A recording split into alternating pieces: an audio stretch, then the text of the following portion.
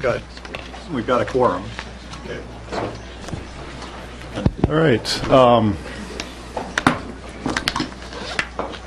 I'd like to call this meeting to order, which is a regular meeting of the Mercer Island School Board this October 13th, 2016 at 5:02.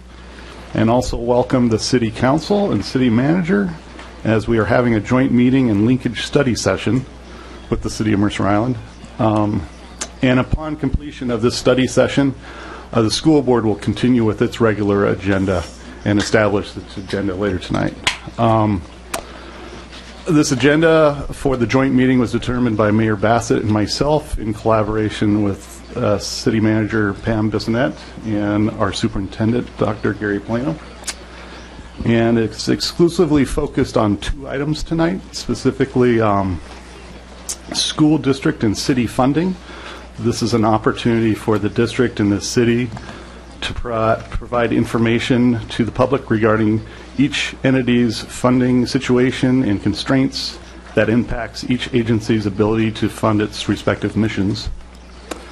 Following these presentations will be a short description of various joint efforts which support students and the community. Examples include the Youth and Family Services mental health counselors, the Mary Waite Pool, which is owned and operated by the district with aid of a city operating subsidy, and shared use of sports fields. And the second item on the agenda is transportation issues and impacts.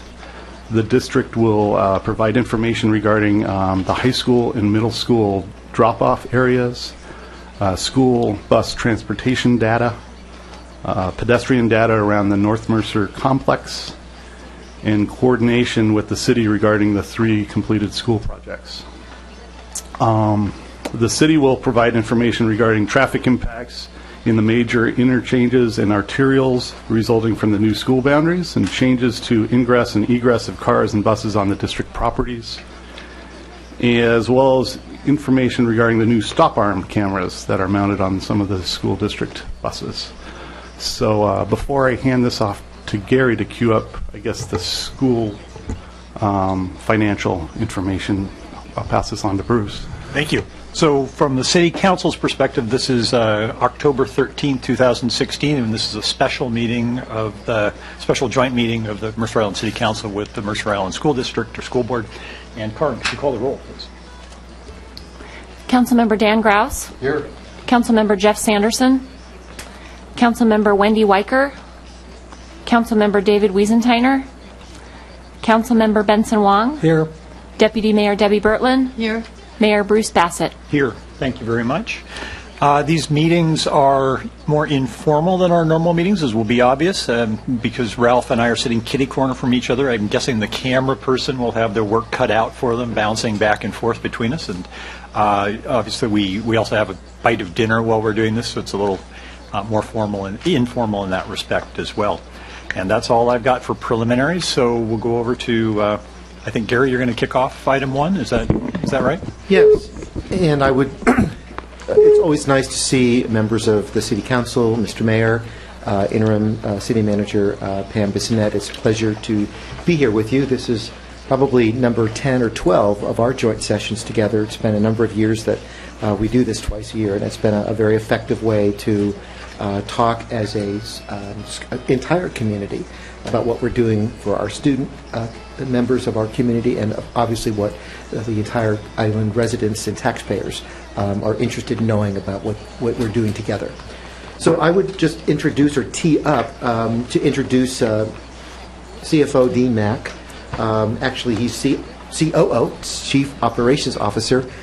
He has recently passed the baton to a new member of our team, whom we'll introduce later in our board meeting, CFO Ty Bergstrom.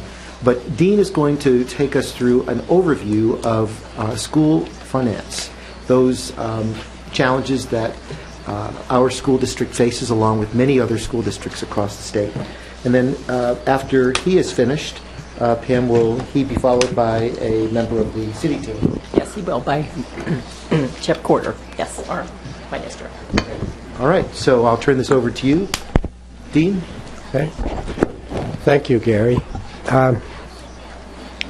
I really wanted to keep this conversation at a fairly high level this evening, but create an understanding of what the real challenges are that the school district is facing as we go into the future.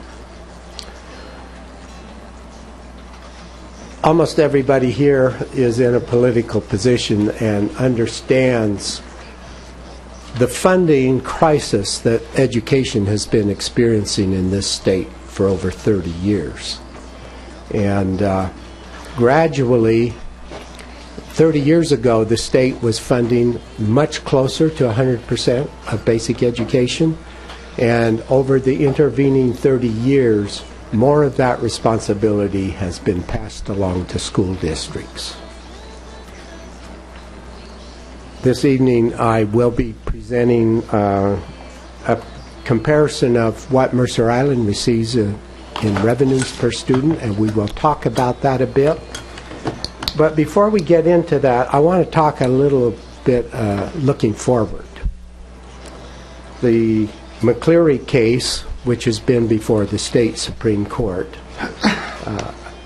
came out with a ruling where the state Supreme Court indicated that schools were significantly underfunded by the state of Washington.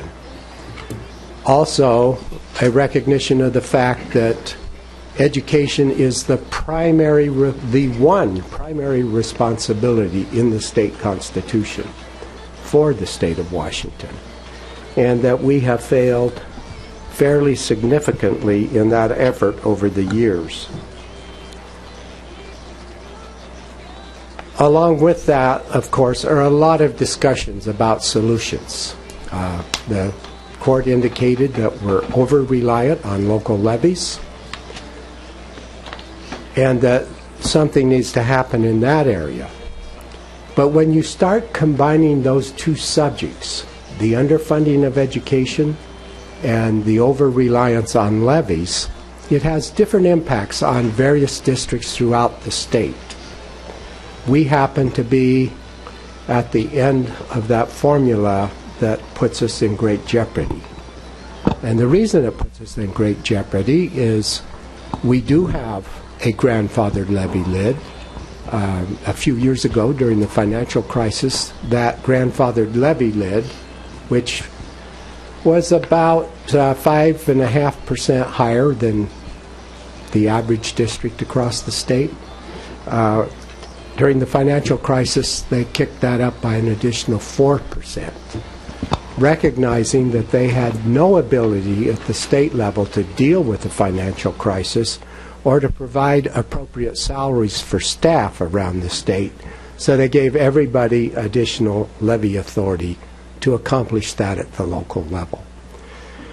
They set that levy lid to expire, that 4%, in 2017, which means if they haven't solved it and absorbed some of the funding and indeed implemented that we would stand to lose about $1.5 million per year.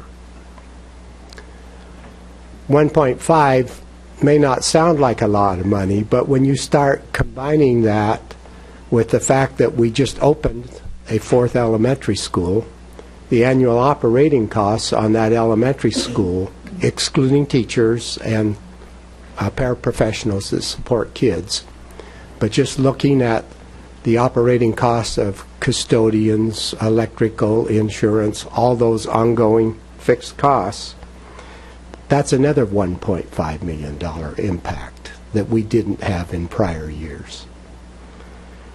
So there is a big debate across the state, both at community levels, at school district levels, and at legislative levels, on the best solution. Many individuals across the state would also like to see our levy reduced from, when the 4% goes away, it would be back to 33.67%. They'd like to see that reduced to 28%, the same as every other district in the state. That would add another $2 million deficit per year. And all of those things are in play at this time and give us apoplexy as we move into the future. So with that, I want to talk about the graph that you see on the screen and show you where we are as a district. As you talk to districts around the state, without exception, most of them would say Mercer Island is the richest school district in the state of Washington. And that is from the belief that we live in a very rich community and we're able to adopt taxes and support our schools at a better rate than anybody else. So I developed this graph to kind of show you where do we stand in terms of other school districts in the state of Washington. There are 295 school districts and 5 tribal schools. So in total, there's 300. Out of those 300 schools, if you're just looking at this graph and you look at the top pie-shaped graphic, in federal funding, we receive $280 per student. That puts us in 294th place out of the 300 districts in federal money. In state money, we're in 291st place at $6,581. 291st place out of 300 school districts. Doesn't make us the richest school district in the state. It makes us one of the poorest school districts in the state. You also see that in local revenue, and this would be local property taxes, foundation funding, PTA funding, booster club funding, those kinds of monies, we're in 28th place at $4,209.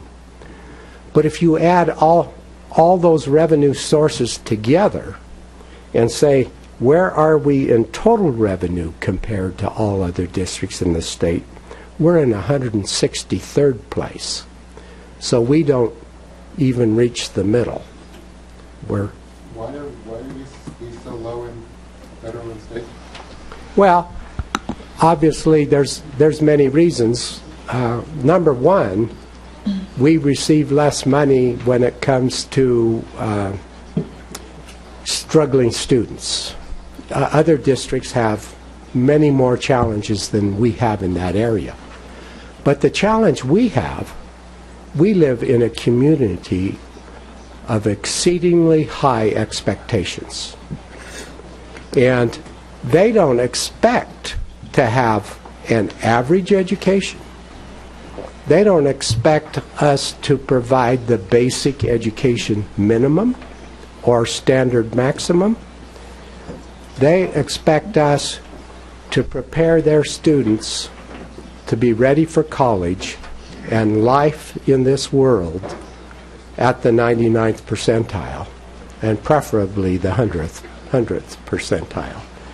And you cannot do that being in the 163rd place in the state of Washington. We do very well managing those funds. We do offer exceptional programs. And Gary, you had a comment there? The federal funding is based on a formula of free and reduced percentages, and we are under 5%. So it's formula-based. That's the reason why we're not high. And a similar answer on what Dean had mentioned, it's formula-based on state funding, and we don't qualify in many categories because of the greatest needs of students, and therefore it drives out a number that shows where we land. So the 2017 legislative session is really a session where the rubber is going to meet the road, and we're either in a place where we do have the potential to lose a lot of money, we also have the potential to gain money, or we have the potential to be held harmless and stay approximately where we are. In order to be held harmless, there are two subject areas. We currently pay out of local levy money about 35% of the salaries for our teachers. The state pays the other 2/3. The legislature is under immense pressure to reduce our levy, and the only way we can be held harmless is if they begin to recognize that there are regional cost of living differences around the state of Washington. And we live in one of the most expensive areas to live anywhere in this state.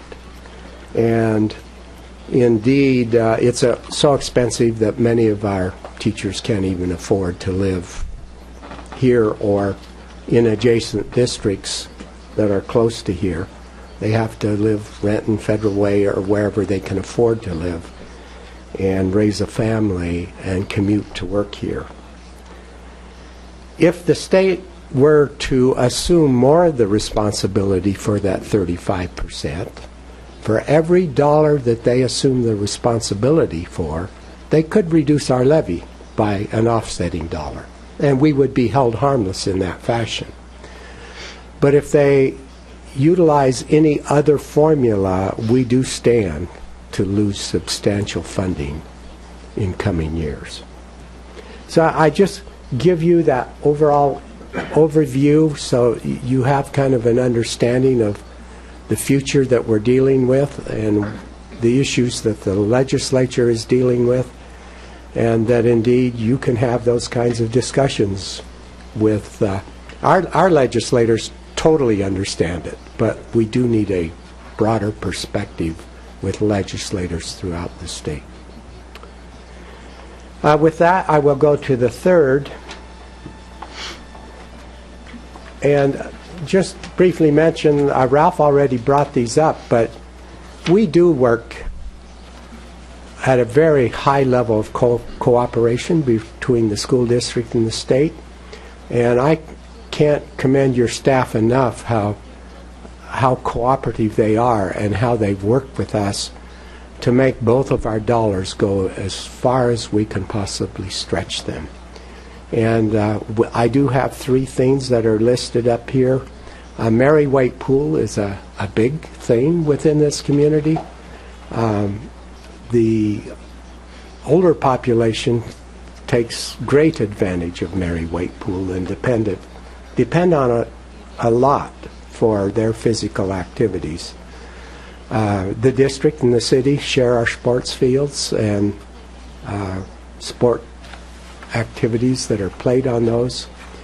And then the Youth and Family Services, which provides community counseling services for the entire community, is one of the things that is a national issue, and many communities are looking for the ability to do that and to solve a whole lot of problems that exist within those communities.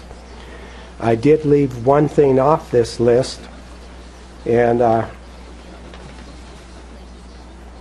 we did participate in the funding of Island Crest Park to the tune of $25,000, which is a minor part, but it did share some of the expense.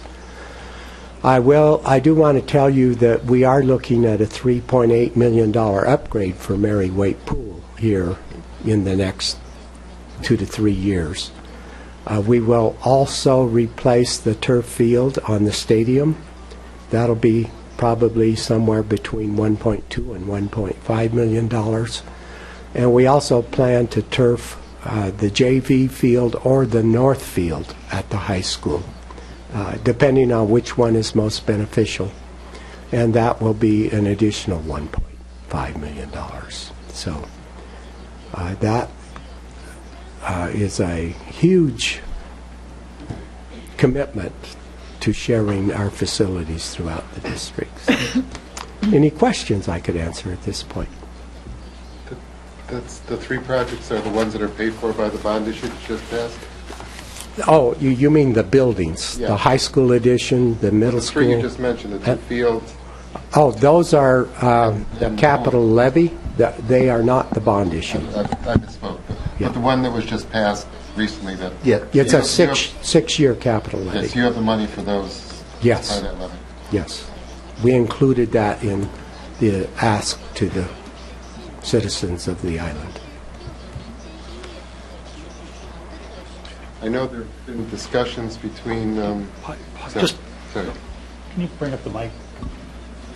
Okay, so just so everybody knows, this happened to us at our last meeting. We discovered the microphones are doing a great job of capturing our voices, but also capturing a radio station from someplace else and piping it into the room, which makes it a little bit annoying for the rest, for those of us who are actually trying to listen to Dean or some other speaker.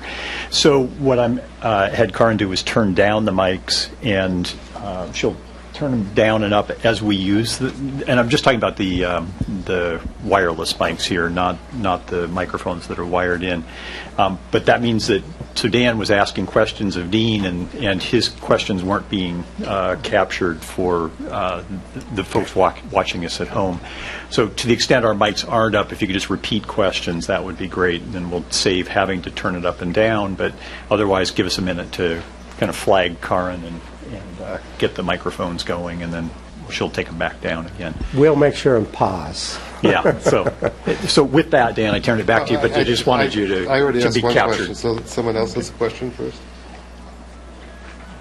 Anyone?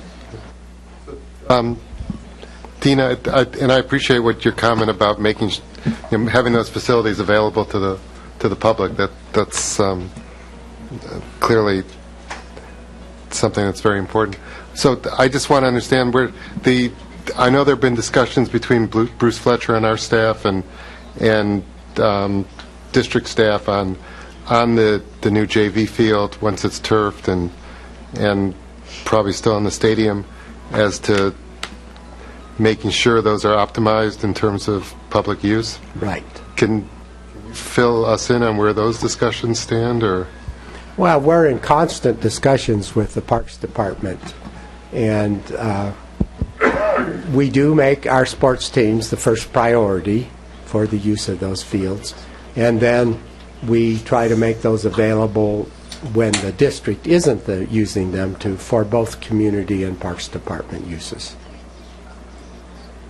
And we will continue that effort each and every month over time.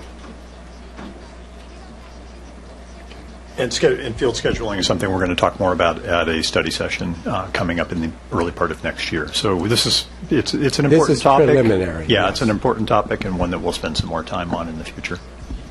Benson? Dean, can you describe the nature of the improvements to the Mary Waite Pool? Is it more than just maintenance? Is there expansion, or is it? Yeah, it's really not expansion.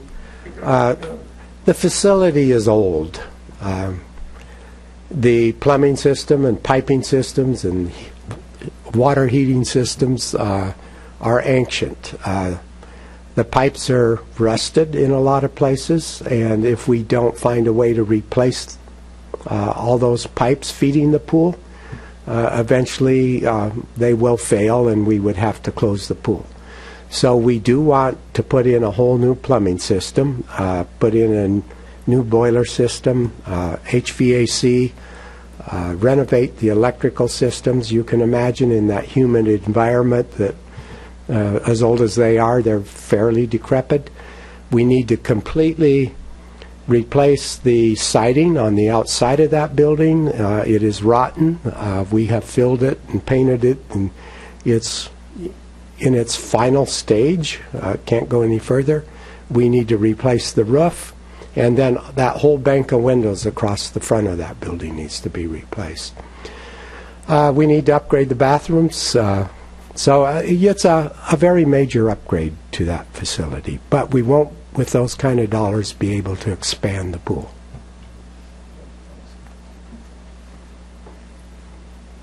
Seeing no other questions. We ready to shift over Sure. to Chip? And maybe as we do that, I'll just take a moment to highlight, we sometimes forget it because it's so obvious, but it's not common. But the fact that we have the same boundaries, city and school district, makes us pretty unique within the state and gives us the opportunity to have these joint sessions, these shared resources, and all the things that go with that, which if you live in many other cities, you're in a school district that across cities, or I think if you're in Sammamish, you have actually 3 different school districts that are within your city limits. Complicated situations that we are fortunate to avoid and have this opportunity for the synergies that we have. So with that, over to Chip Quarter.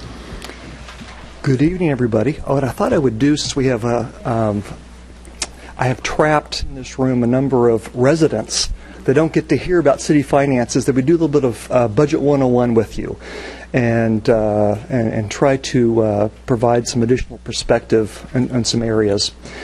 First of all, general fund. General fund funds most of our services: police, fire, parks and recreation, development services, street maintenance, etc. Don't worry, I'm not going to go through every single slice. We will keep this very high level. All I want you to know is for 17, property tax, sales tax, and utility tax make up 71%. Okay, not quite 3/4 of our total general fund budget. Property tax makes up 41%. That's unusual when you compare Mercer Island to Bellevue, Issaquah, Kirkland, and Redmond. What's the difference? Retail sales tax base. We don't have the car dealerships. We don't have the Targets. We don't have Costco or Bell Square. And that's what allows them to keep their property tax about 18 to 23% of their total budget in terms of resources. We're much higher. We're double what they are by comparison. And feel free, if you have questions as we go along, please let me know. Happy to stop as we go along here. When you look at the expenditure side, it's people, it's staff. That's 71% of our costs, salaries and benefits. When you look at, from a departmental perspective, police and fire makes up 43% of our general fund budget. This is very typical amongst full-service cities.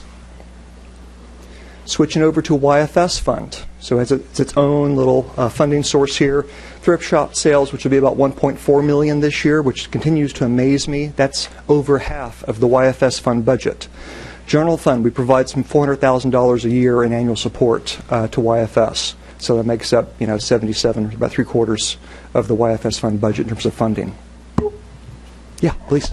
Has there ever been a different funding model on YFS? Has it always been anchored with most thrift shop sales, or did the original early adopters fund it differently?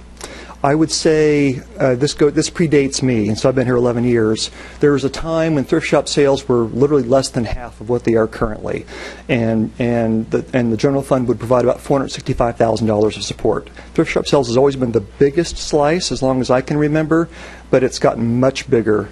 The Great Recession, if there was a good thing, there's only one good thing I can think about it. We experienced double-digit growth in the thrift shop, right? And it just took off during the Great Recession. But but for the last number of years, as long as I can at least 8-9 years, it's been along these lines. When you look at expenditures, I mentioned the general fund of 71% was in personnel costs. It's 82% in the case of YFS, or salaries and benefits. When you look at just the school counselors, that's about 1/4 of their budget, 23%. So just trying to frame things for you, okay? Moving on, just big picture, our projected deficits. When you look at the general fund, and let's fast forward, we have a deficit projected in 17, but we can balance that using some surplus revenues this year from all the high-level development activity on the island that generates sales tax, right? Yeah, thank you, school district. Between the 3 major projects and the Hadley project and town center, that really has helped. I just wanted some credit for it. Yeah, absolutely. Right, okay. You get lots of love, believe me. Really helpful. We look forward to 18. That's really where the problem is. It's over $1 million. Okay, that's almost 4% of the general fund budget, so it's significant. What are the drivers? Very simply put, expenditures are growing faster than revenues. Remember, expenditures are tied up in personnel costs. Personnel costs, as long as I can remember, have always grown faster than inflation. That's the nature of it. The difference is, and the council gets sick of me saying this, but when you compare us to the private sector, the difference is they experience similar cost increases, whether it's Microsoft, Amazon, Boeing, whatever, a law firm. The difference is they can spread those cost increases by cranking out more widgets or getting more clients. We get to do that in terms of parks and recreation and YFS a little bit, but for the police and fire, that's not an option. Okay? Property tax limitation. I think everyone's heard about that, the 1% limitation. When 41% of your revenues are tied up in property tax and it's limited to 1% growth, that's not, that is a structural problem for us in particular. Unlike, Bellevue was able to rely heavily on sales tax growth because it's such a big piece of their budget. We don't have that ability that Bellevue does. Development activity, that's masked our structural imbalance problem being so high in 15 and 16 in particular.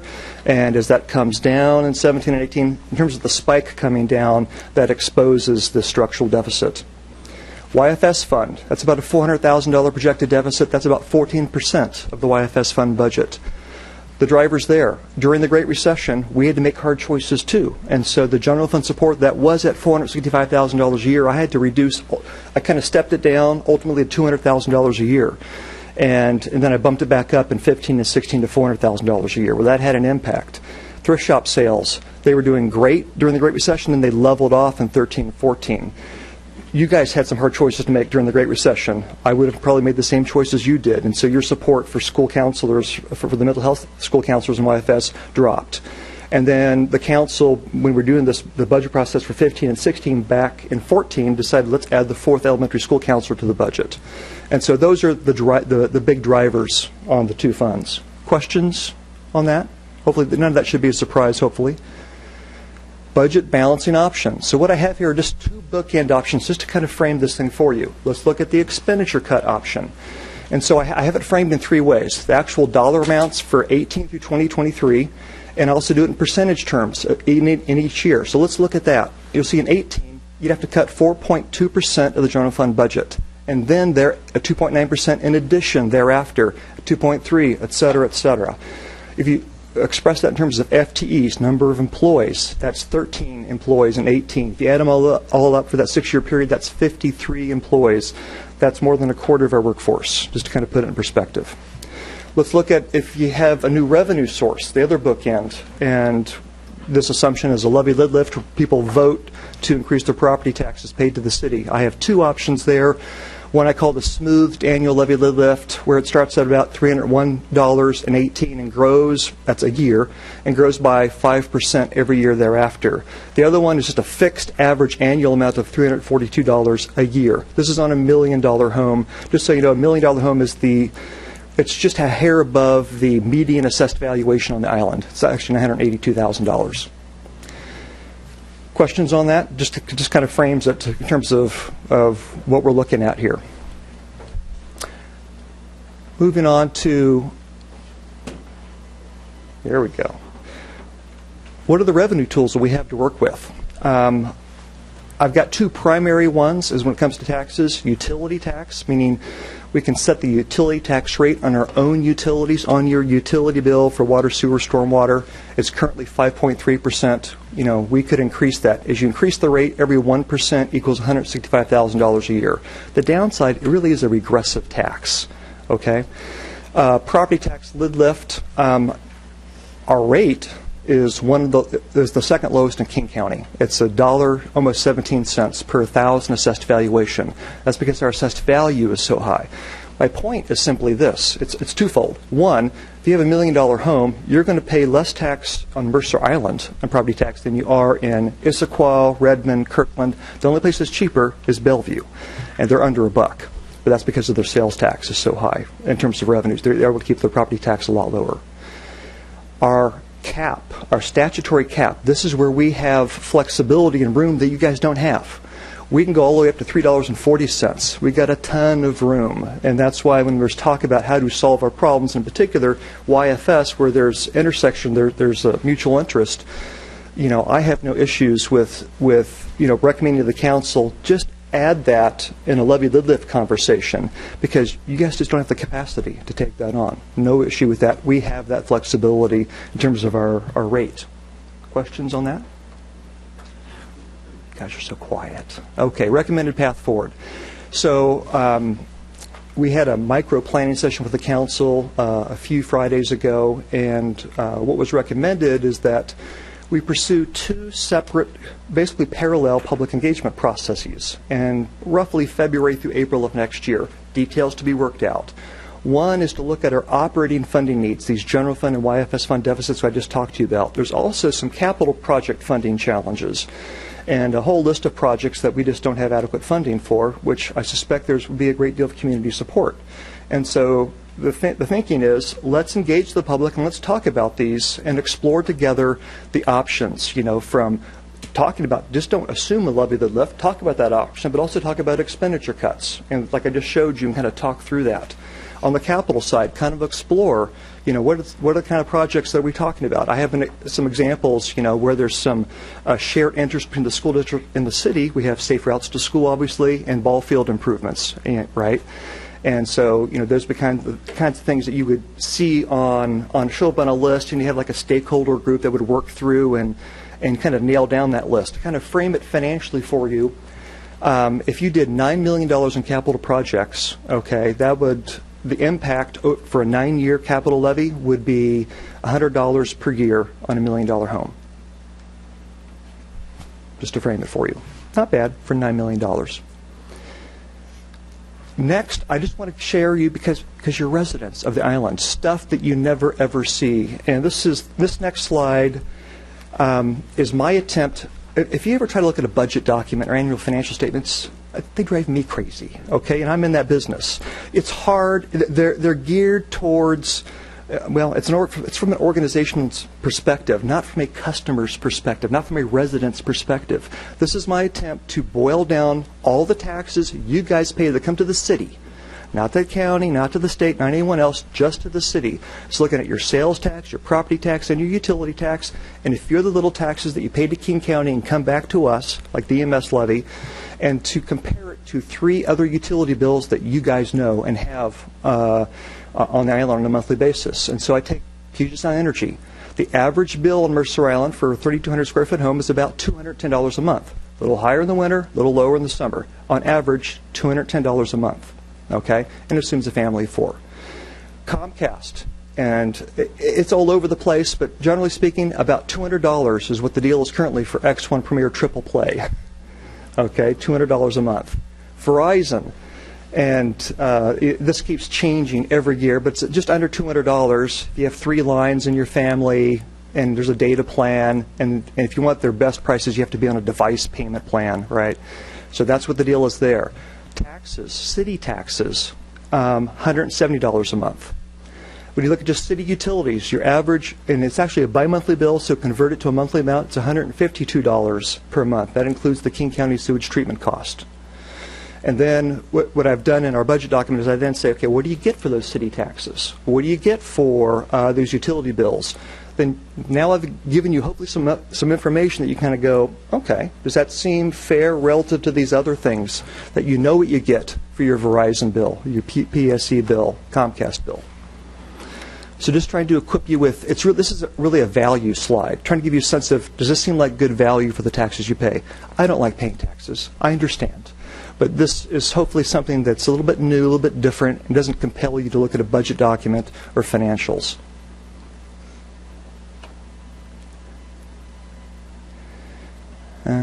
Here we go. I'm having slow response here. Oh, we missed that's right. I had updated the slide. I had one other slide I was going to share. I'll just go do it on paper. On paper, do you mean? It's in our packet.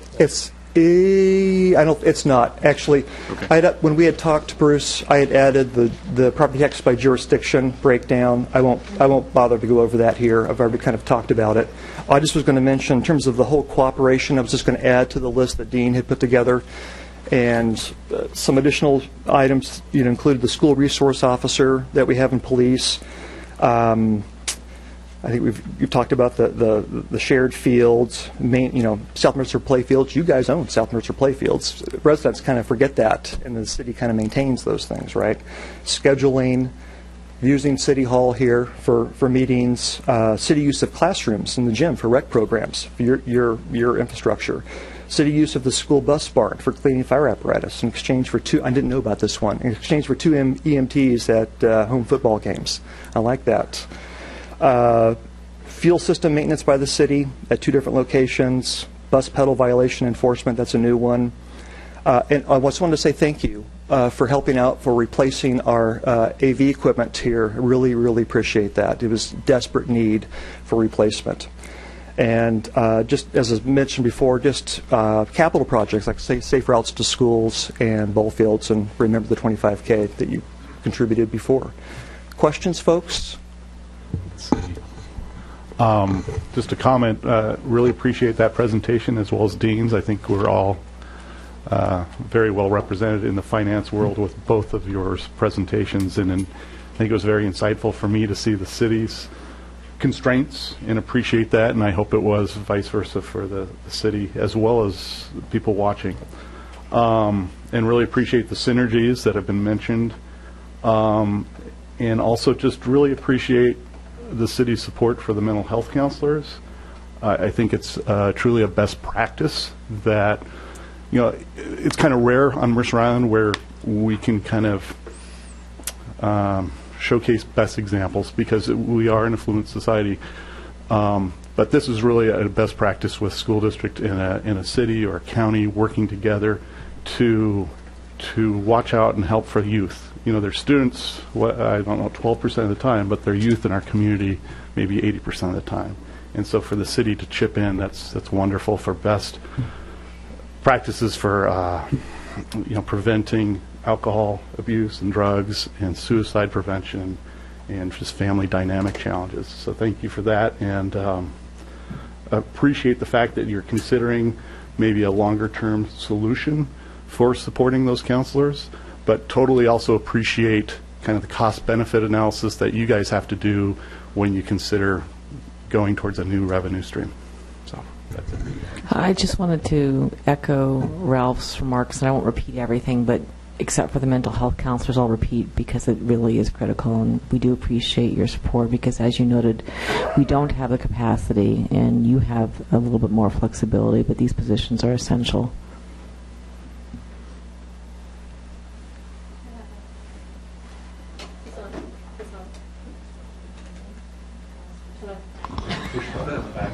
Should be on now. I don't see the button. There we go. Thank you. I'd like to echo those comments, too, about the funding for the mental health services and youth and family services. I think it's an excellent investment in our community, and I really appreciate the way you presented this in a very easy-to-read format, and for people who need a little extra support in understanding the financial dynamics. I think it's really well presented. I especially like the cost comparison and putting things into perspective and explaining the value that we get for our taxes, because I think that is something that's often lost on in many communities. I also was wondering about the slide previous to this one, where you talk about the public engagement processes. So this February to April 2017 process that you're talking about, that would be for potentially putting something for the voters on the November 2017 ballot. Is that correct? Correct. Okay. And do you have an idea of, you said that, so the current levy rate is the 1.16502. Mm-hmm. And you could go up as high as 3.40061. Correct. Is there an idea of where you would land in between those, or is that going to be part of the process of getting public input? Part of the process of getting public input, I would say that if the objective of the residents, if the feedback we get as we go through this process in February through April is we want to maintain current services and we're willing to pay extra for it, that's about another, 33 cents or so per thousand assessed valuation would be the impact. So about 33 cents would get us to the previous slide where you're talking about the either the smoothed annual levy cost or the fixed annual levy cost? Mm-hmm. Okay. Great, thank you. It's the smooth one in particular at 301. That's going to be close to that 30-some-odd cents. That's right about 33 cents per 1,000 assessed valuation. But then that would go increase each year. Yeah. And that's the 30 cents. It's 30 cents per year. Per year. Per year, okay. But it's not an additional 30 cents every year. Put in round numbers, it would take us from 116 to about $1.50. Not quite. Okay, thank you. Yep.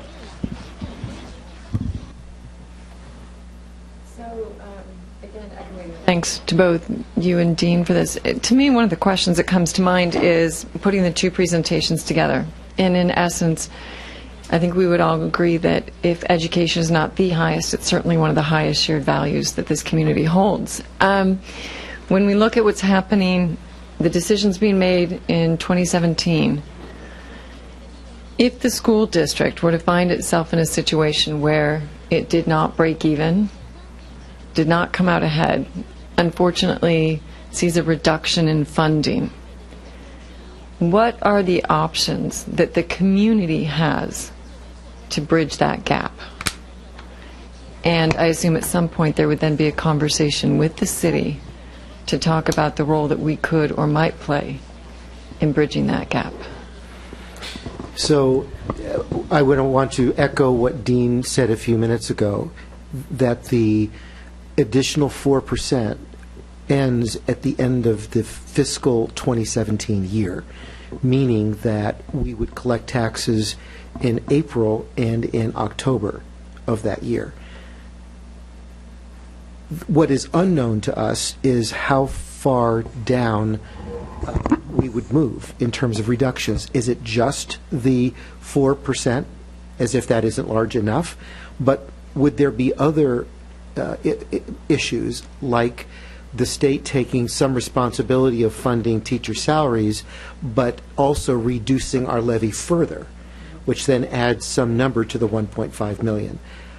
I don't believe that the legislature or in current law would allow the city to supplant any of the loss that we might experience from our statutory ability to fund education through local property tax, or the state's ability to provide service, to provide funding to us.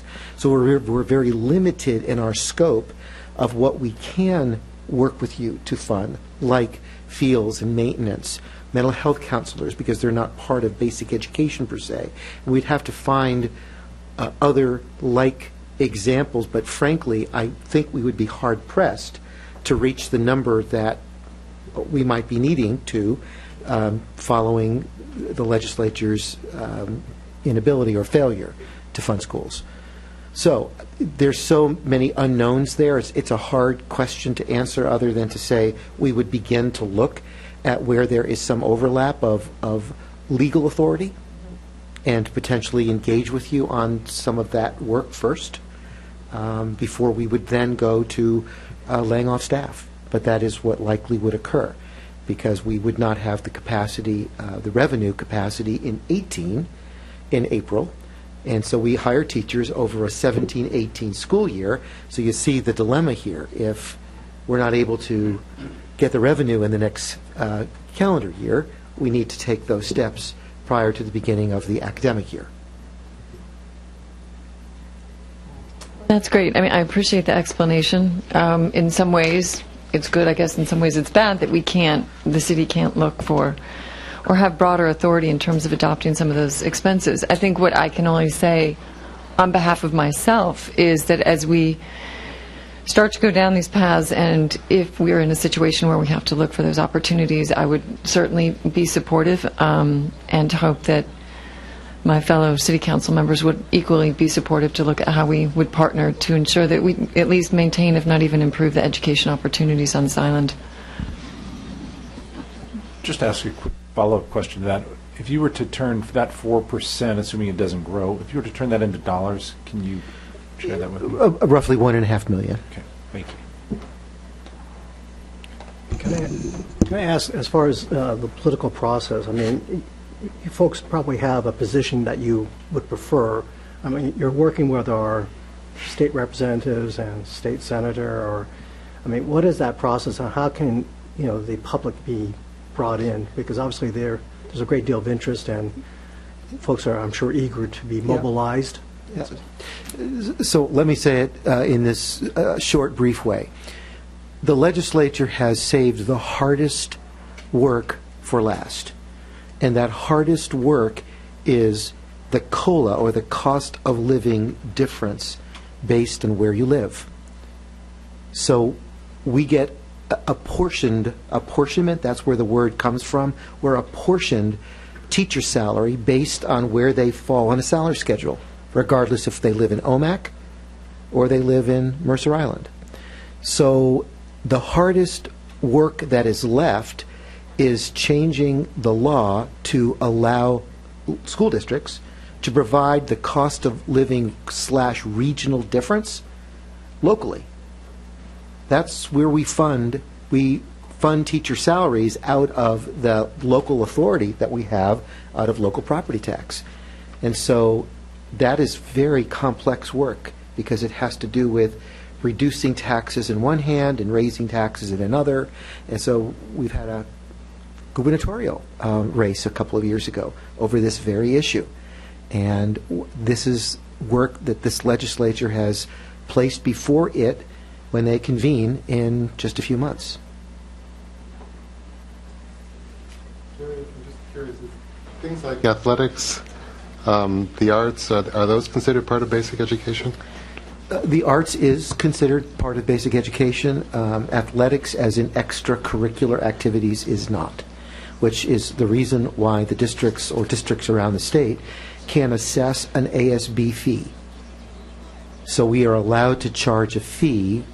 Pay for play is a euphemism that has been coined. There was a time in this state when no one paid a fee to play extracurricular activities like lacrosse or football or swimming. So that is an area of revenue, a revenue source that we look at, and there we believe that we've stretched the elastic band as far as we can with the numbers of children that reside in a family who might play sports.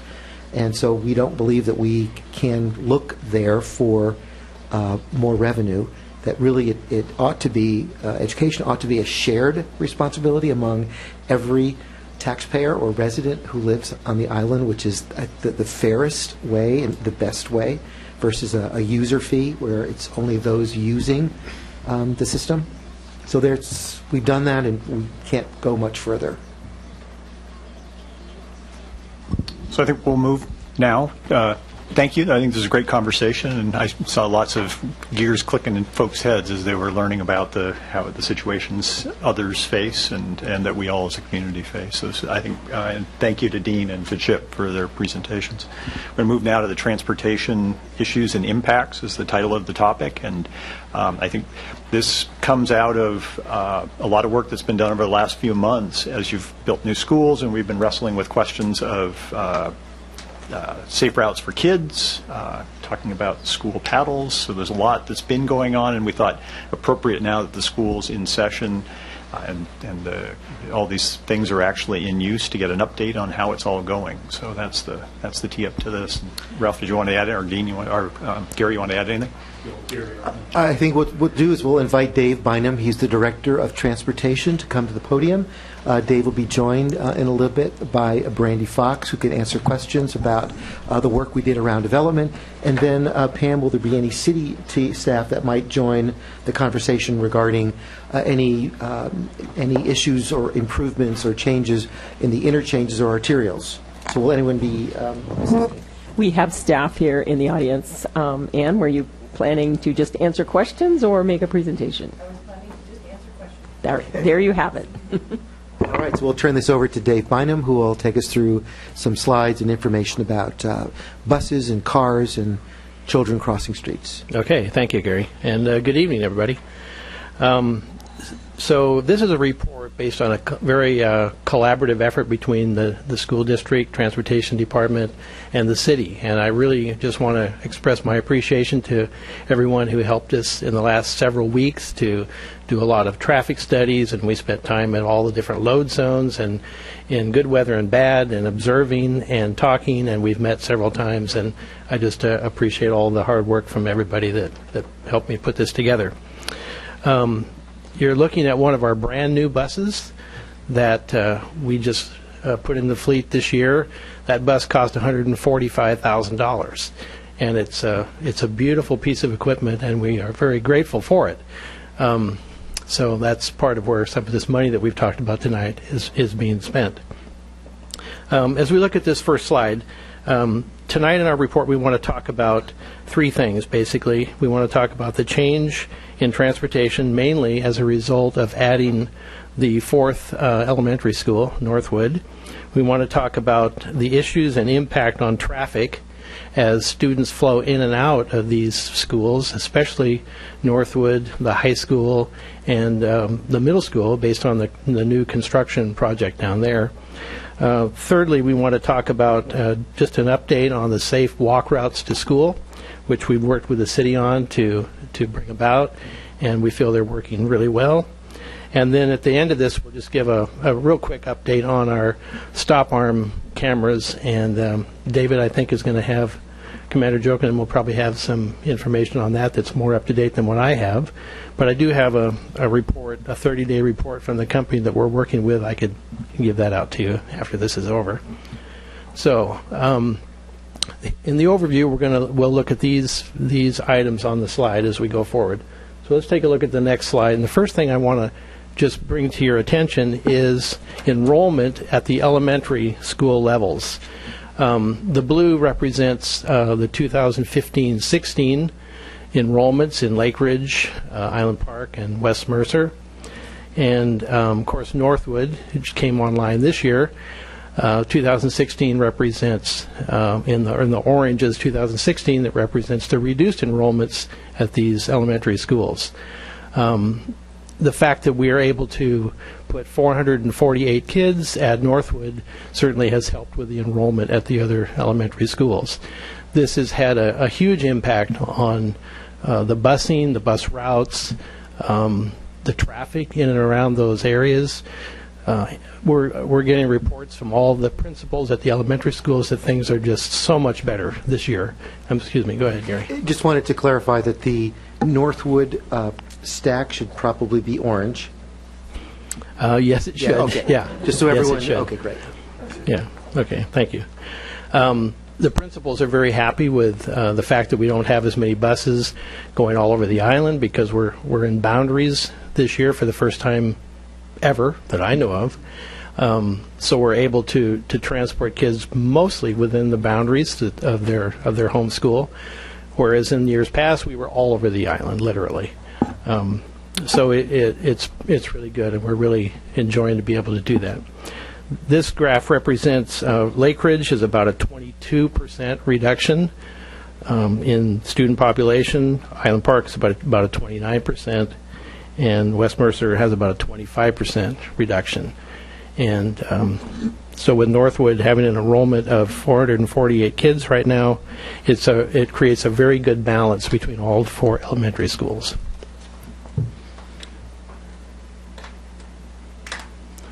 This next slide just shows a general overview of how the bus routing has been able to change this year. A lot of this is a direct result of having a fourth elementary school. As I said, being able to bus within boundaries and not having to move all over the island has allowed us to reduce our big bus routes. A big bus route is, as you can imagine, on one of our big buses, and that's different than a special ed route. Special ed routes are a completely different thing, so we don't include that in this report. Big bus routes have been reduced by one at the elementary level, and this also enabled us to actually increase our big bus routes by one at the middle school. This doesn't increase the total number of buses and routes we have because we share bus routes between the middle school and elementary school. So we were able to add an additional route at the middle school, which helps us with some of the overloading and crowding that we had on some of our routes.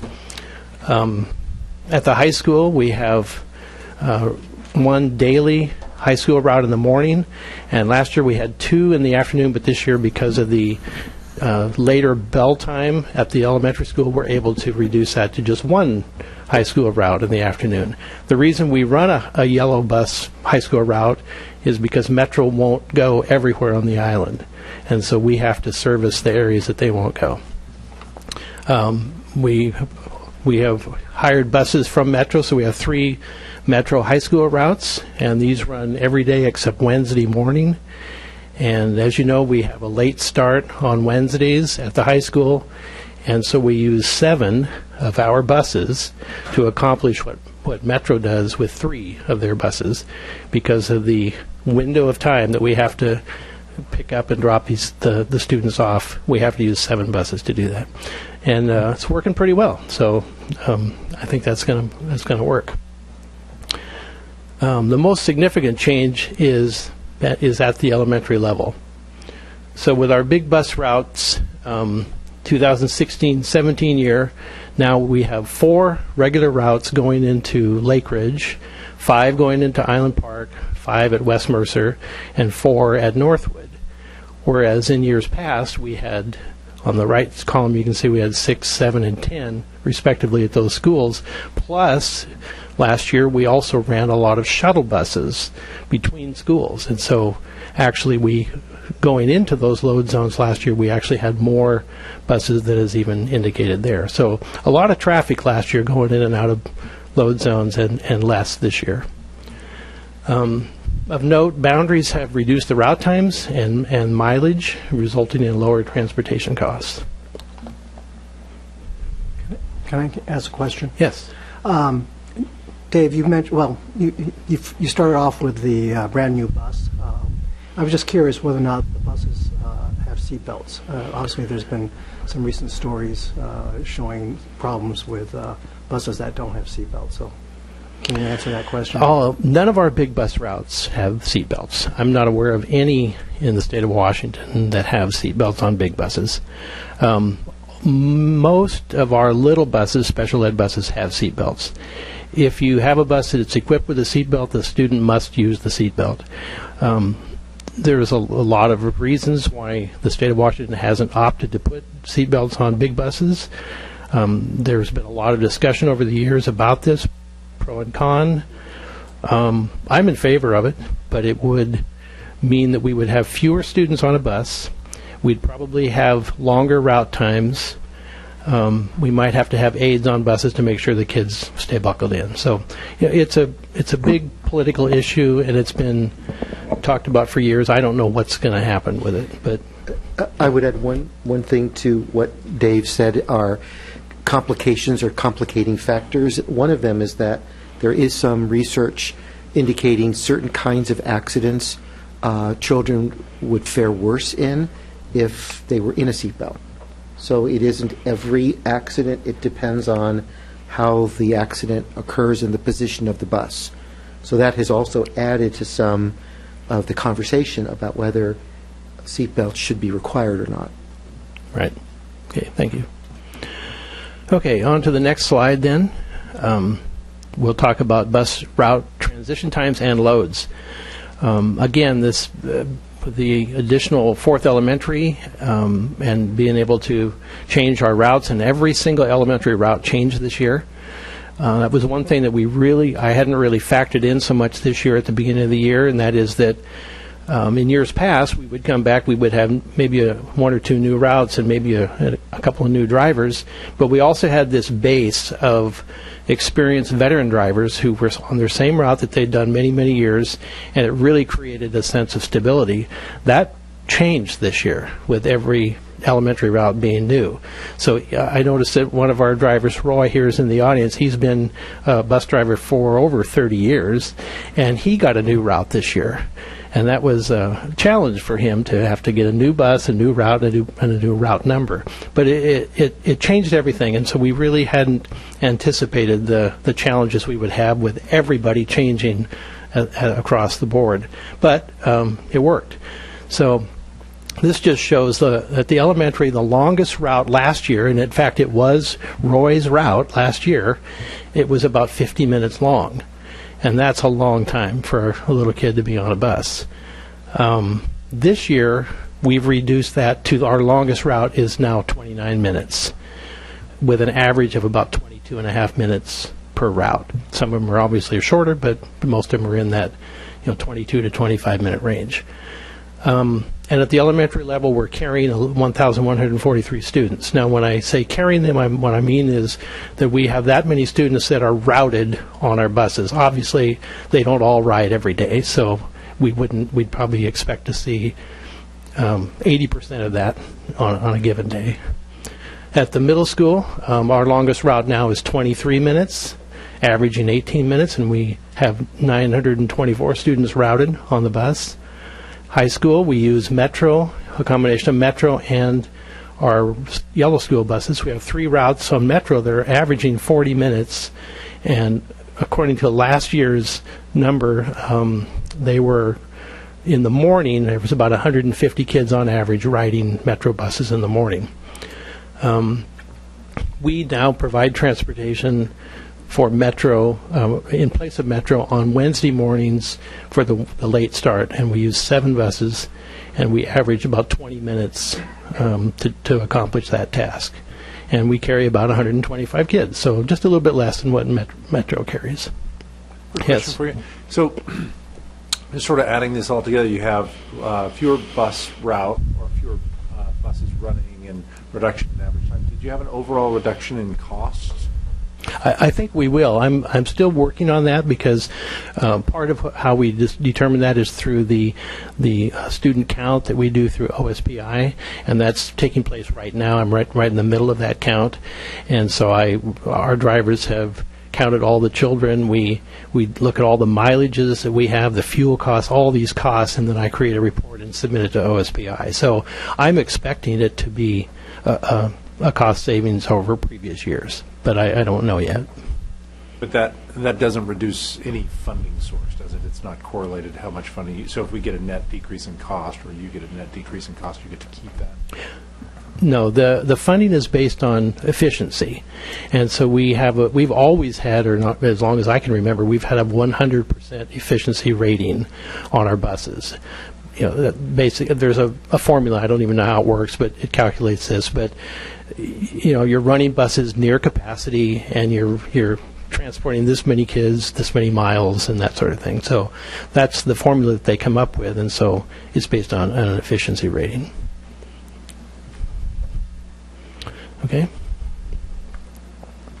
Okay, this next section, and then I'm going to have Brandy come up and help me with this.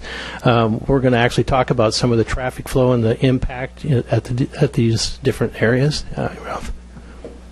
Can I ask a question about buses at this point, or would you prefer me to wait? Yeah, okay. Sure. I just wanted to point out from a student perspective some of these benefits that you pointed out, and thank you for them. From a student not being on a bus for 50 minutes to 29 minutes, it's huge. Yeah. Because of Northwood, I think the walking radius, where there's 200 more children that can walk to school, or 10% more of our elementary school kids can walk to school or bike. Around the existing elementary schools, they've been right-sized in terms of their parking lots, and it's probably safer at some of these places. And then lastly, I just wanted to mention, I think, something that our superintendent mentioned at Island Park, the transition times that took 2 separate fleets of buses to deliver those 7 buses at Island Park, and some of those kids were waiting 20 minutes to then get on that 7th bus. So that's saving an additional time for those kids. Yeah, you're right. That's all an added benefit that we weren't even sure would happen, and it did, and we're really thrilled with it. Kids are happy about the whole thing, so that's good. So we're going to talk about the high school drop-off areas, middle school, and the Northwood and North Mercer complex, and Brandy's going to take this section. Thanks, Dave. We just wanted to briefly review with you the improvements we made as part of the 3 capital projects that were done over the last 3 years. So this is the high school site plan that you see. 42nd is on the bottom of the site plan, 92nd along the right-hand side. So if you remember the old parking lot, all the access was through this drive here off of 42nd, and you came into the parking lot and made the drop. As part of the high school project that first summer of 2014, we came in and put a new entrance point into the parking lot with a wide, dedicated drop-off lane. So our access to the site is here now, and you still come in down here off 42nd if you want to park, but you're limited to the parking area. We also extended this pull-out lane along 42nd so that cars could safely drop students in the morning here as well as entering the site. And then if you remember, the old bus loop came in off of 92nd and came around the back of the building and then exited out onto 42nd. And that's where we put the 3 additions. And so we widened 92nd to create a pull-out lane for buses. So this is also used for drop-off in the morning if there's not a bus there, not as much for pickup in the afternoon. The other added benefit of this, in addition to just making the traffic flow much, much better, is that this all became event parking. So after school, after 3:30 or 4 o'clock, that can all be used for parking, on-street parking. We also made really significant improvement at the middle school.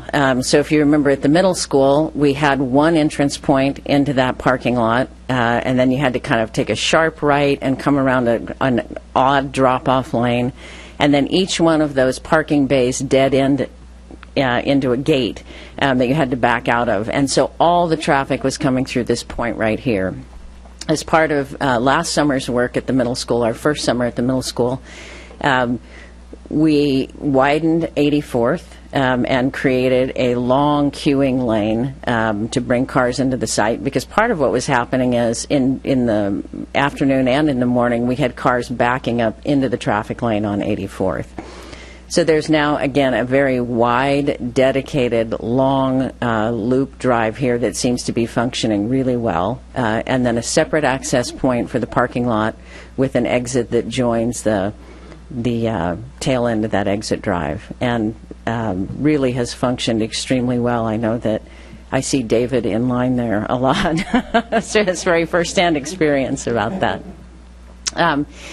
And then again, Northwood, the creator of all chaos in the last year, we were able to successfully really separate our traffic and bus parking. So the vast majority of our walkers approach the site here on the north. So this is 40th at the top and then 86th on the left. Many of our walkers come out of this neighborhood to the north, and so most walkers are approaching the site at 40th and 88th. This is also our dedicated bus access to the site. And then this lot here is the replacement of the North Mercer High School parking. So high school kids come in here earlier in the morning, park, and then that's quieted down by the time we start the Northwood traffic. Parents for Northwood can approach the site, southbound or northbound on 86th. There's an extended queuing lane, again, like we did at the other two schools, along 86th, and then traffic pulls in the site. And again, this is available for event parking after hours. So any questions on those three? Yes. It's coming up. I feel like I'm at the debate waiting for my mic to work.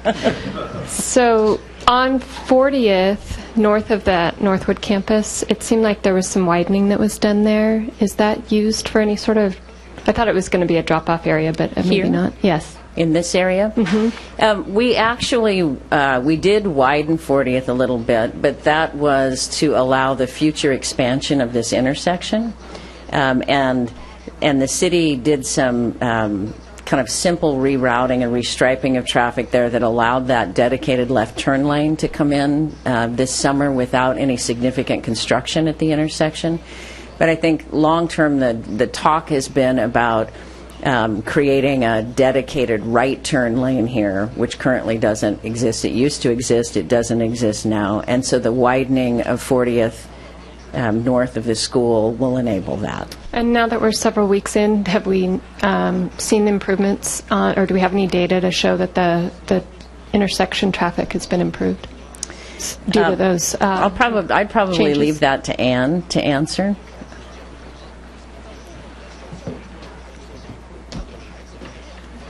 I'm not the traffic engineer. Hi, I'm Ann Tanella Howe, Assistant City Engineer, and I apologize, I didn't hear the full question, so could you repeat it? Do we have any data or evidence that the improvements made at the 86th and 40th intersection are showing improvements to traffic flow? We don't have any hard data, so no counts have been made. But I think between the school district and the city, we've made several visual observations over the since school has started. I think what we're seeing is that the addition of the protected left turn lane on Southeast 40th, so that there's the protected left westbound to southbound on 86th, has made a great improvement to moving traffic through that intersection and to providing a good crossing element for kids that are crossing at that intersection. What we're not seeing, which is fortunate, is that we're not seeing the conflict between somebody trying to make a left turn or a right turn and cross while a child is actually in the crosswalk. So that's a good thing. The other observations that we've made, I should back up. If any of you had been driving through that intersection in the last week or so, you may have been a little disgruntled because there was some undue delay at the intersection. We found out that some of our detection was not working, so that has since been corrected. The operation and the responsiveness of that intersection has significantly improved since Wednesday morning, so we shouldn't be seeing any more complaints about that. So overall, I think that the intersection and the improvements that we've made both at that intersection and on 40th have really helped with the traffic flow around the school and around the mega block for not only the elementary school but then also the high school times. I'm sure the public will be happy to hear about that. Andy, can I ask you a question before I do? So just to recap at least my understanding of what we've done, the temporary, I don't want to use the word temporary, the changes we made, first, Brandy, the change we already made by restriping actually enabled what the school district did on 40th to work, because by creating that by creating the lane that goes straight through, we've aligned the lanes now, and the world is now in sync. Correct. So we solved the safety problem of the lanes not being aligned on 40th when they reached 86. So that's done. As I understand it, the improvements we made addressed all of the student safety concerns that have been raised by the school district and by parents and by the city, by city staff. So we've addressed all the safety issues. The only issue that was left before the city council was by eliminating the right-hand turn lane. Are we going to back traffic up on 40th all the way to Island Crest, and then potentially cause problems for Island Crest and traffic flow? And so that's and I'm not asking you, Ann, whether we've finished up our research on that yet, but just so my understanding of where we stand, so there's no miscommunication between the district and the city on that. If our staff comes back and says it's working and we don't have a significant traffic problem, then the city council will have to make a decision as to whether or not we proceed with anything further in that intersection. So, because from our standpoint, we believe we've addressed all the district's safety concerns. We don't know yet about the traffic flow, and so I want to make sure. I mean, and if anyone else in the council believes I've misstated where I think we are, I think it's important we be candid with each other and understand where the council's at right now, and just so there's no misunderstanding going forward. I drive that intersection all the time, and a not very scientific impression is that it's working pretty well, and that was before this week, because I haven't driven it this week, and if it's been made adaptive, that would be a huge advance. That's great. That's great to hear, Dave. Thanks. So, and that's a probably $800,000 item for the city that we obviously, as you gather from Chip's presentation, there's a lot of need for that funds if we can reallocate it somewhere else. So. I was just going to thank both the school district staff and the city staff for just them working together to solve a lot of these safe routes to schools and the intersection, et cetera. So thanks for doing that. Yeah, it does seem like it was a very creative solution on the part of the city, because we were all kind of locked into where it was headed. It was a very creative solution that somebody came up with. And it seems to be functioning really well. And so, overall, I guess what I would add, we did spend a good amount of time over the last few weeks, both city and school district staff together, observing all of the district schools. And the addition of Northwood and the reduction of the students at the 3 other elementary schools seems to have made a huge difference.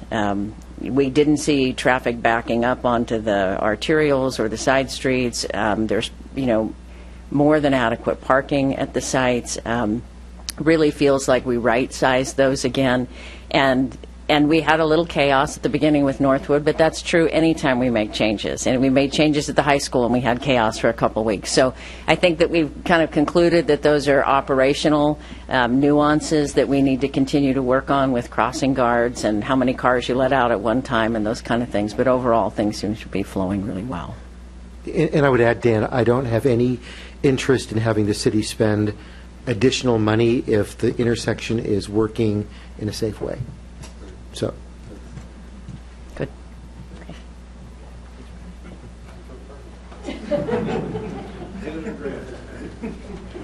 Okay, we're almost done. This next slide, we're going to take a look at the Northwood safe routes that we created, or actually the city created for us.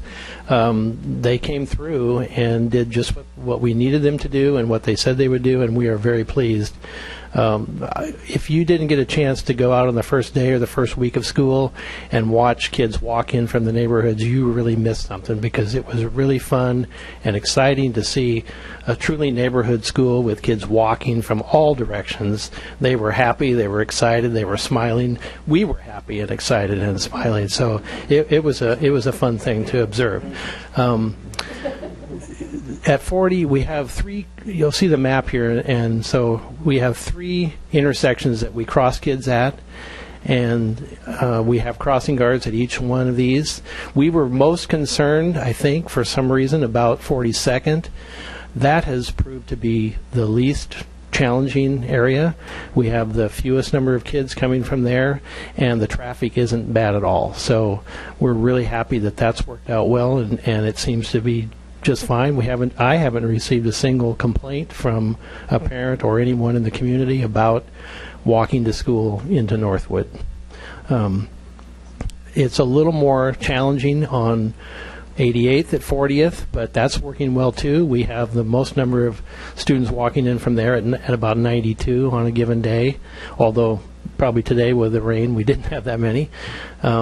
And then up on 40th, 86, we have about 53 walking through. So it's working pretty well. And we did have a little bit of a rough go at the beginning, but I think a lot of that was buses working out their scheduling, parents figuring out the parent drop-off and how that was going to work, commuter traffic, understanding the time that school was going to take place and maybe going a different direction.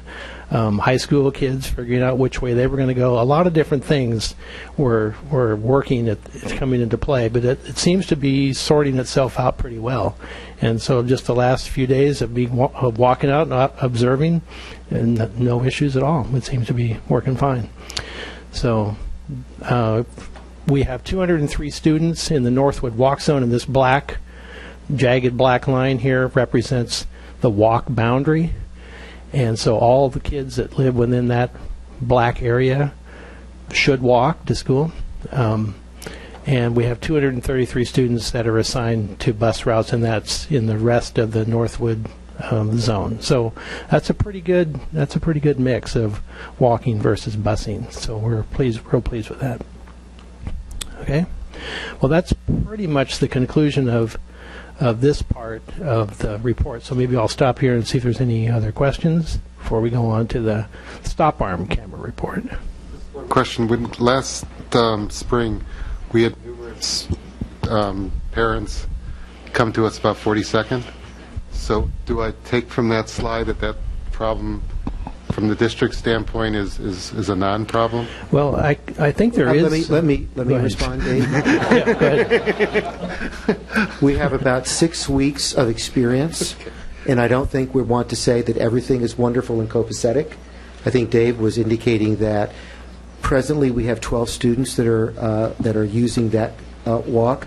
I don't know how many students are walking elsewhere and potentially jaywalking across the street to cross at a different location, but I think we see a need to improve that walk zone, given that that street is adjacent to a high school with traffic that's running up and down it, and to ensure a safer route to put students in a safer area is still an interest that the district has.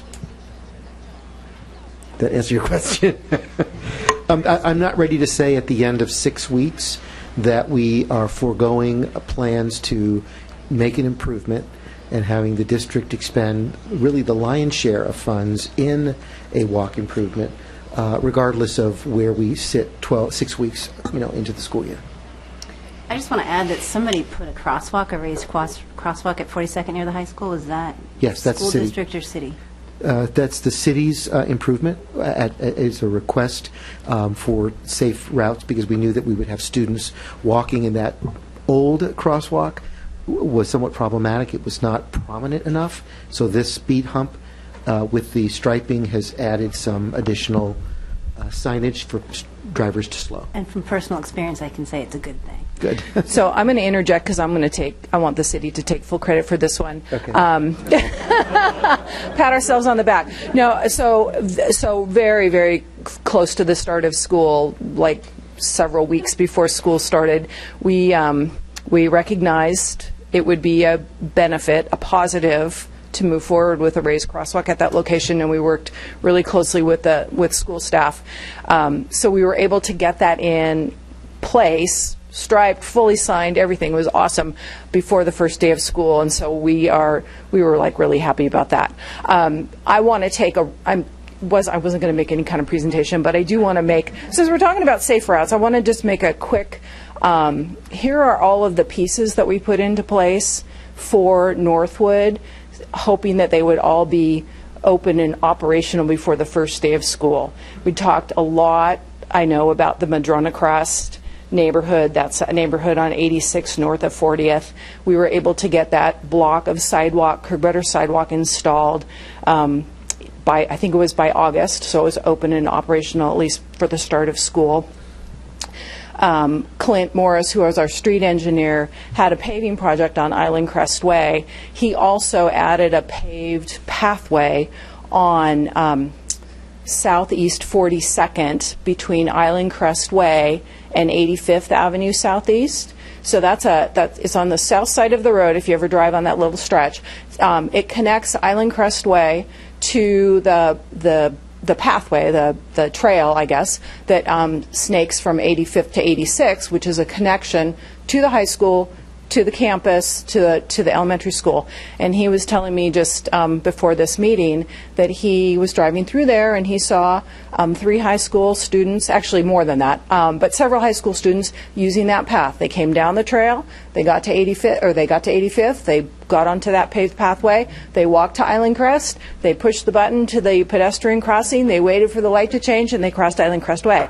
So I think that's a great positive. Never thought I would be able to say that about a high school kid. So we were able to accomplish those 2 significant projects, I think.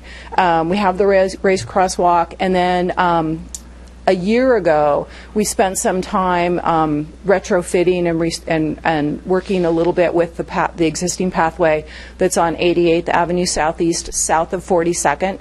So there had always been a cinder-like trail sort of parallel to our reservoir site. We spent some time working with our Parks Department to resurface that, to widen it a little bit, resurface it. We also made some improvements to the connection that goes from 85th I get the streets wrong, from between 88th and 89th, which is just on the north side of the reservoir. So we've been putting a lot of energy and efforts into safe routes for the Northwood School, and I think collectively what the city and the school district have done have been some pretty good improvements. So. And I want to shout out to you, Anne. This is work that you and Todd Kelsey initiated several years ago. And so this whole plan didn't just get born as a result of Northwood. It had been in the works. And when Northwood came online, I recall you, at the last joint meeting, gave an update in the whole Northwood West Mercer zone. So it's truly kudos to you and your colleagues here at the city in working very collaboratively with district staff to create safe zones, not only for students, but for every citizen that is walking along these residential streets. So thank you for that. Okay. You had one? This is maybe a question for the group. As we're all thinking a lot about traffic lately and what traffic is coming our way, particularly it took me 53 minutes to drive 12 miles from Redmond today. Is there any interest from the joint group on a sort of city-school, I'll call it a marketing campaign because I don't know the right word, but to try and encourage more bus ridership among students? Because it feels like if we could reduce the number of parents that are leaving their house, dropping off their kid, and then going back to their house, that would go a long way toward what we probably face with the construction of Sound Transit. Didn't know if there's an appetite for that at all. Volunteers?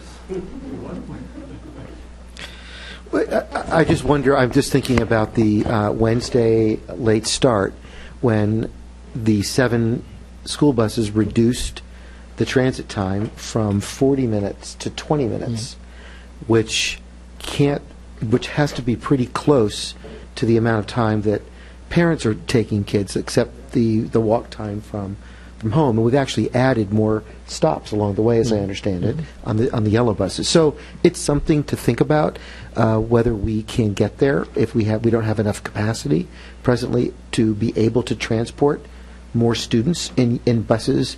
That's the reason for the Metro partnership, because we just don't have the buses and the drivers. If we were able to transport more, we would have the equipment or the people. Also, if we had, you gave some AM data for bus ridership, but I think the PM data is probably higher. Well, maybe not. Maybe there's a balance of it.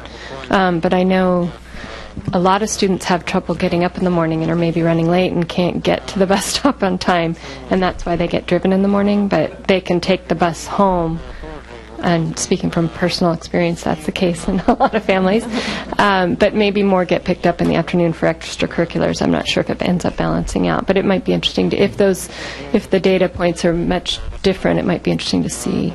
What we can come up with those numbers. I have a feeling that it balances out because there's a lot of after-school activities that parents go to, and so many times they'll pick up their child to take them to wherever they're going to go. But City also did a study. Nancy Lee was involved in that and doing some surveys of people on bus ridership and what would it take to help get you to ride the bus more. So I don't know if you have discussed that already at the city level, but I know it is something that our bedroom community has struggled with, is trying. And do we have enough buses? Is it practical to walk and wait at the bus compared to using our cars? So I think it's just as we get better transportation options or more traffic, there need to be reasons for people to make a change. Yeah, and I think we're talking about just getting fewer cars on the road, Bruce. That's where, close to your heart. But as many new residents as we have on the island every year, speaking as a new resident to the island, where we came from, you never think about putting your kid on a school bus, and here it's it's perfect, right? It's a great system, great bus drivers, great buses, great routes. And I'm not sure that everybody knows that when they arrive on the island, so I don't know if there's any education process we can go through. And if there's a capacity issue, I guess that's the balance. Right. I think it's a good point. I think, there's been a lot of, efforts towards that, as well as, walking and biking to school. I know the mayor did that at Lake Ridge. You were out there counting kids walking to school and creating programs to encourage that, as well as the walking school buses, and the PTAs have been encouraging that. So I think it's definitely worth considering. How can we promote it more? So I think that's maybe an assignment for all of us to kind of take back and kind of just consider it. And so thanks for the shout out on that. Back when I had kids in the elementary school system, I was much more observant of long lines of cars in the morning and in the afternoon, delivering kids to school and taking them from school. And that led to an effort. Both city staff, Ann was involved, and school district staff, Todd Kelsey was involved, and others, and a large contingent of parents who were involved too. And I think one of the keys is having parents who are willing to engage and create things like these walking school bus routes, which really require it requires parental involvement to get that kind of thing going with the kids. I think it's great signaling. It's great messaging to the kids. It makes our roads less trafficked and more pedestrianed, and I think that those are good things.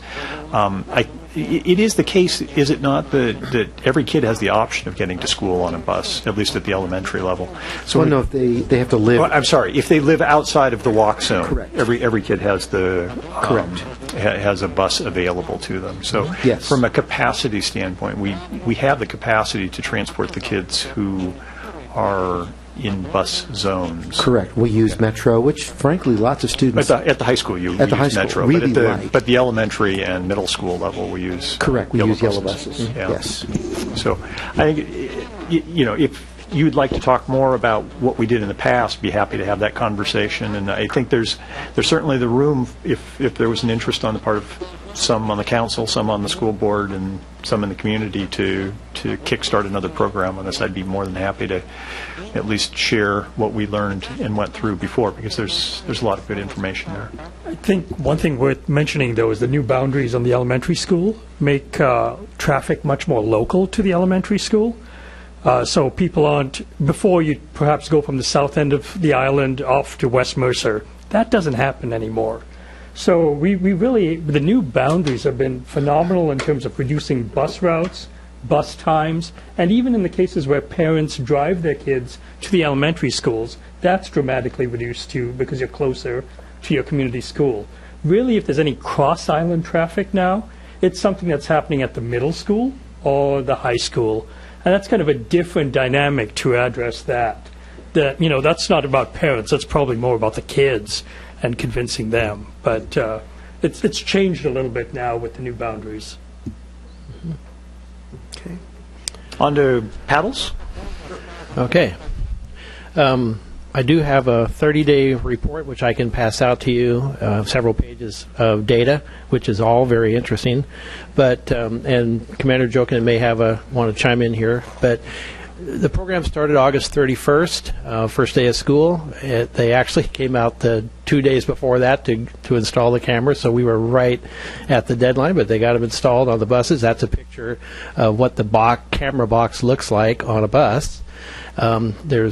Those two are two lenses that are pointing back, so it captures the car as it goes past, and it also has two lenses pointing forward, which have a great view of the driver. So don't do this. You're going to get caught. The driver and the license plate, you cannot get out of this ticket, let me tell you. And then in case you were going to suggest, not you, but someone was going to suggest that they were parked somewhere, there's a video camera on the back corner of the bus that's videotaping the entire event. So nobody's going to get out of this ticket. And that's a good thing. So we had on the first week of school, the first 3 days of school, we had 3 citations that ended up being issued on those days. Drivers were reporting to me that they knew of at least 4 or 5 paddle runners on those days, and 3 resulted in citations on the first 3 days of school.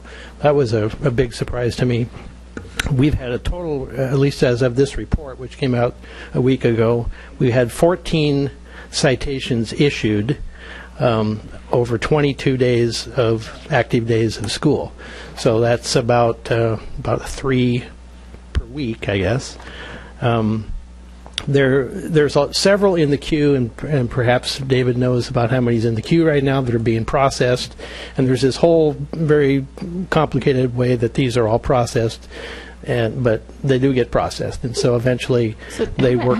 How many buses have the cameras? Okay, yeah, 5 buses have cameras on them. This company that worked with us, they wanted to start with just 5 buses. We're going to continue to review this. I already know of a couple of other routes that I'd like to see cameras on, because I'm getting reports from my drivers that they're getting paddle runners on a daily basis. So we'll talk to this company, and we'll probably get a few more buses outfitted. But that's up to them. Commander Jokinen, are you able to just share the number of citations under review? Well, Dave Jokinen, Operations Commander, Mercer Police.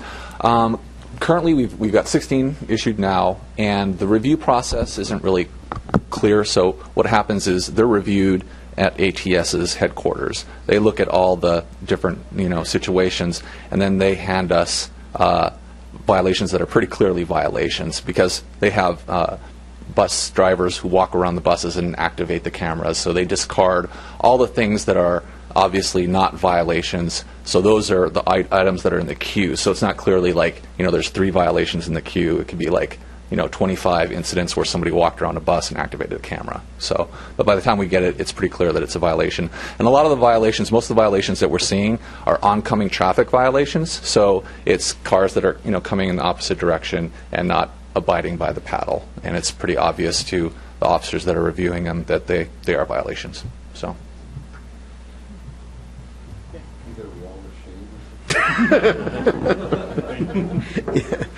Thank you very much, Commander Jokinen and Dave. Okay, that completes it. Thank you. Are there questions or comments from members of the board or council?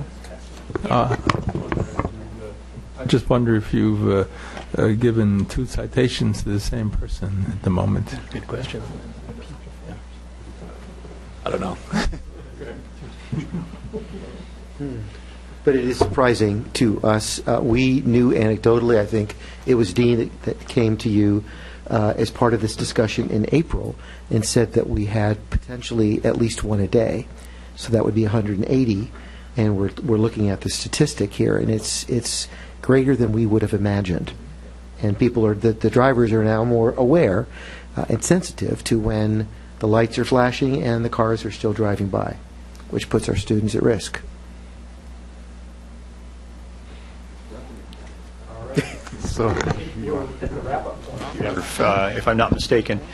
And so thank you all. From a city council perspective, I'm going to move that we adjourn unless there's anything else that needs to be said right now. So, and I know from a school district perspective, you're going to take a break and then move to your regular meeting so we're adjourned. Thank you all.